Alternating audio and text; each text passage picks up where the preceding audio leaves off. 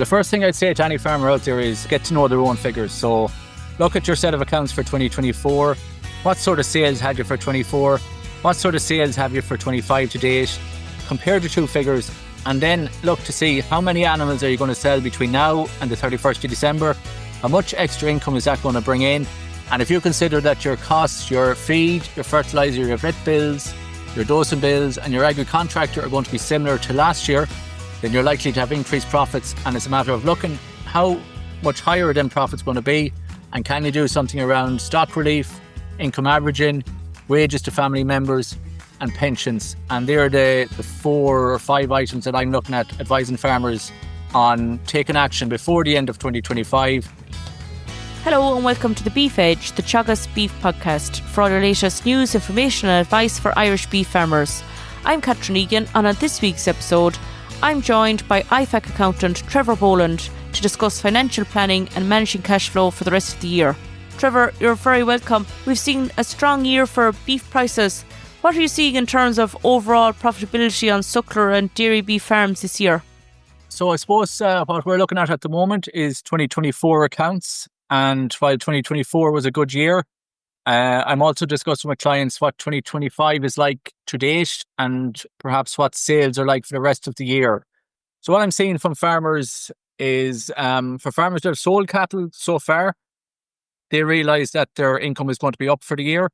But for maybe your Suckler farmer that hasn't gone out to the March yet or sold their weanlings, while they might have heard of good prices and, neighbours getting good prices and tuned in online and seen marts online, until they actually go out themselves, sell their own stock, they're not actually sure of what they're going to get. But when they do go out to sell the stock, we can see prices come in at €900, €1,000 a head, better than last year. And that's for the farmer selling the weanlings or the person selling the store animal or the animal into the factory. They're coming in €800, €900, €1,000 per head better off.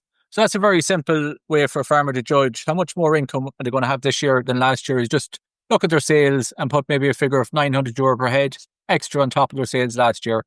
And it's likely with costs staying the same, that's going to feed all the way down to the bottom line and to an extra profit for the year. And from these higher incomes, Trevor, compared to previous years, what implications can that have from a tax perspective?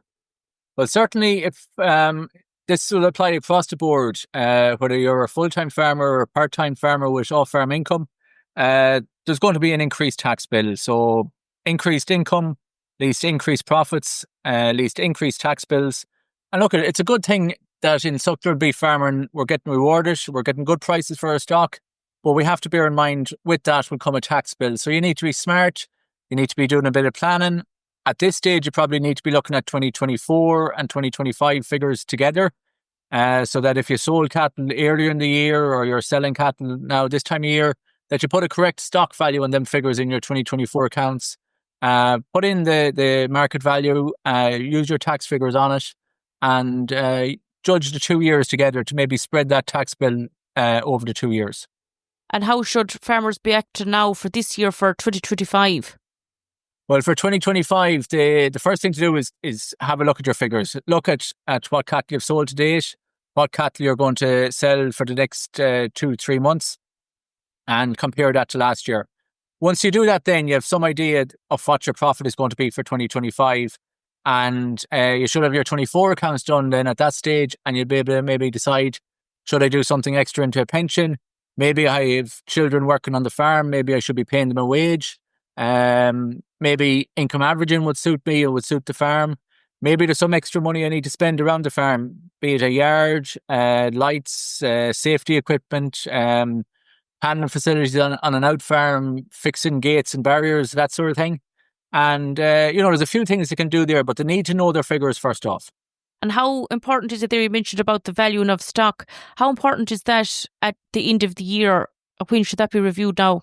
Okay, so I suppose that when you're doing your 2024 accounts, you need to look at the stock values. So realistically, across all classes of stock, the stock values have increased. So whether that's your Suckler cows or your maybe you have some cull cows on hand or your young store cattle or your weanlings, whatever it is, they've all increased in value. So you need to put in a realistic value on them stock at the year end, the 31st of the 12th, 2024. If you do that and your stock has increased in value, there's an extra stock relief there that revenue commissioners will give you. So it can be 25%, 50%, or 100% of the increase in stock value. It's an allowance you're given. You don't have to spend any money to get it. And you just need to make sure you're claiming it on your set of accounts and your income tax return.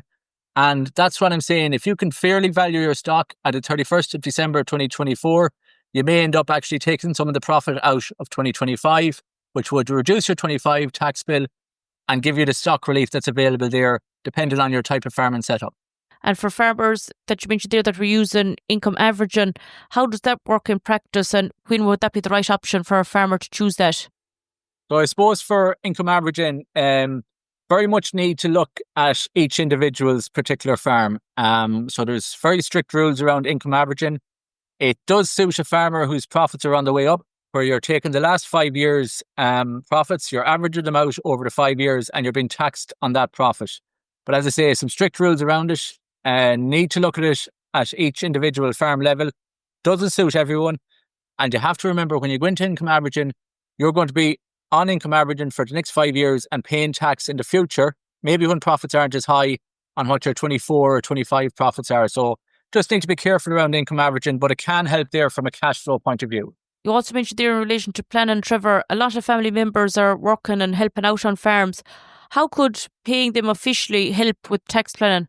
Yeah, so we all know the family farm. You have sons or daughters at home, perhaps a spouse at home working the farm, and they deserve to be paid a wage for the work that they're doing on the farm. So if there's children there at home, there's, again, rules around it, revenue rules. You have to register as an employer. Once you register as an employer, you add the child as an employee, you get their tax credits and their standard rate band, and you put through to revenue on a weekly or a monthly basis what wages you're paying them, deduct whatever tax is due off it, transfer that amount, the net amount that you're due to pay them, to the employee's farm account, or to the employee's individual bank account. And once you do that, it's legitimate wages. It goes in as an expense, and there could be a tax saving on it there. So if I take the example of maybe children that were at home for the summer, they're gone off to college now, they were paid a wage, put the wage through to revenue, inform revenue of the wage that you're paying them, and they can use that money then to pay for their rent in the future, or to pay for their college fees, or maybe even their social outings in college. But yeah, for a family member that's on farm, working on the farm, that's genuinely doing the work on the farm, pay them a wage, and there will be a benefit in your own accounts and your tax liability for doing that. That's great, Trevor. You mentioned there pensions.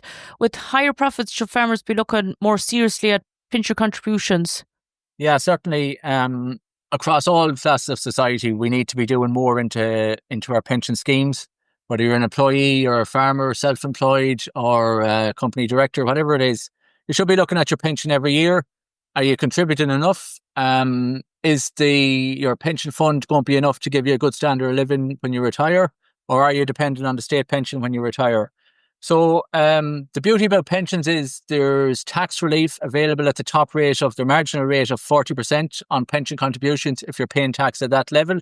So for every €1,000 you put into a pension, you get tax relief of €400. So it's a really financially smart thing to do to make a contribution to your pension scheme. And the other beauty about pensions is you can do a pension contribution now in 2025 and claim it against your 2024 income tax liability.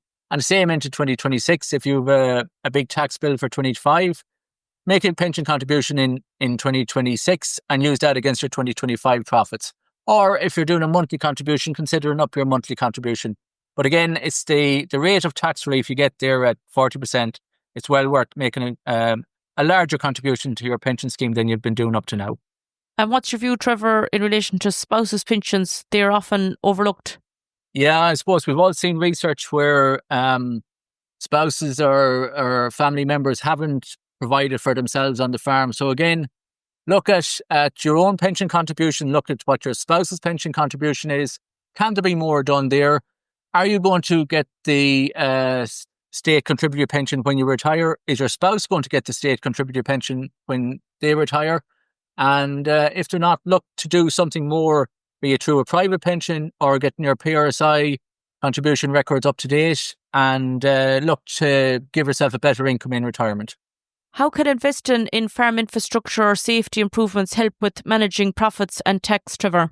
Well, this is one that I'm talking about for the last few months now in terms of especially the part-time farmer, the farmer in the west of Ireland who is maybe fragmented land or that, or it can be any part of the country.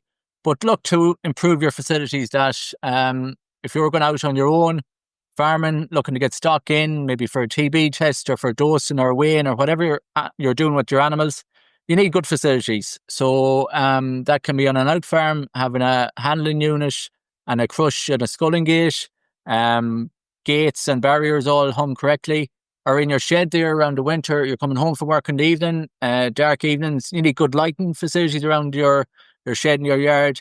And just as a comfort and a safety aspect that when the farmer goes out farming in the evening on their own, that they're able to work with their animals in a safe environment.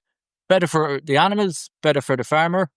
And so in these times of where there's more money coming into the farm, invest it wisely in the farm.